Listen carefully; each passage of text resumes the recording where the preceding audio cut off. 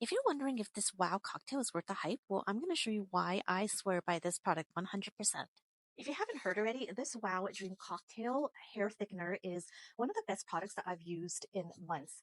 I've been using this for 3 weeks now consistently, and all you need is just 3 pumps of this, and it's supposed to thicken your hair and leave it with great volume. And as you can see, it does. I use this and I shower about every other day, and it holds really, really well.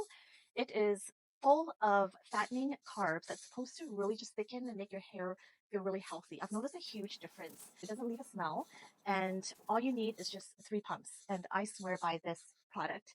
It's excellent for people with really thin hair. You just have to blow dry it after you put this in your damp hair. So make sure you blow dry your hair. Create a little bit of a tension when you blow dry, so that it just kind of allows it to soak into your hair strands all the way down.